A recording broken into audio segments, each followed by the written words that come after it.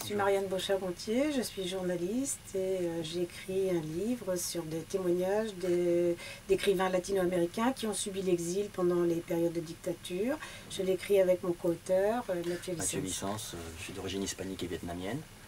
Je suis professeur d'espagnol et de français, et puis traducteur aussi.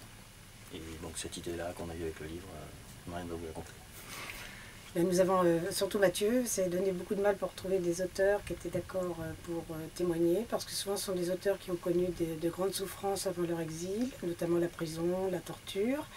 Nous avons ciblé le continent sud latino-américain parce que c'est un continent qui nous parle, de par sa littérature qui est très riche, et Mathéo aussi connaît bien. Voilà, étant donné que j'ai de la famille qui vient d'Argentine, je me suis dit qu'on pouvait justement raconter cet exil de la part de vue des personnes qui en ont souffert. Donc elles viennent de plusieurs horizons différents, et que ce soit aussi bien metteur en scène ou écrivain, ou devenu écrivain suite à cette expérience-là, et ils viennent à peu près de tous les horizons, de tous les pays qui ont souffert de cette dictature-là. On peut mentionner que les récits sont à la première personne. Oui, absolument, c'est une série de témoignages. On a proposé 3 thèmes.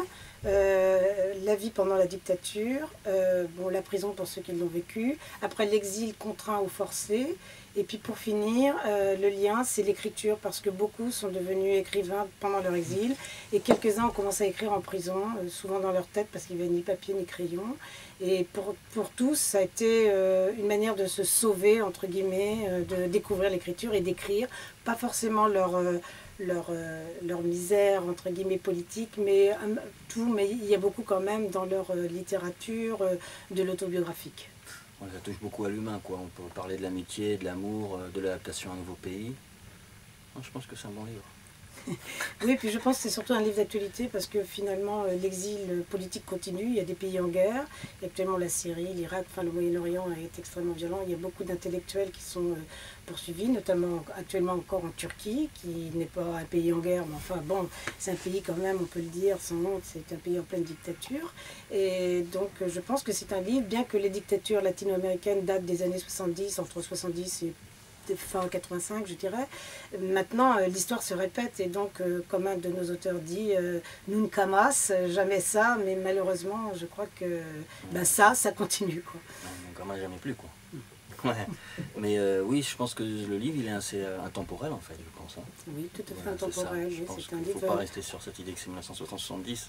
C'est un livre d'actualité. Oui. Voilà. C'est un livre d'actualité plein d'humanisme et surtout, les écrivains font preuve d'une grande générosité dans leurs témoignages et surtout ils sont très humbles et très... C'est quelque chose, enfin, ce sont des hommes et des femmes qui nous ont beaucoup émus. Voilà. Mais ils viennent de plusieurs bords. Hein. Oui, voilà. Oui. On a contacté beaucoup et on a réussi à en avoir 13. Voilà. Et puis toi, tu prépares la version... La version espagnole qui sera traduite pour la version argentine.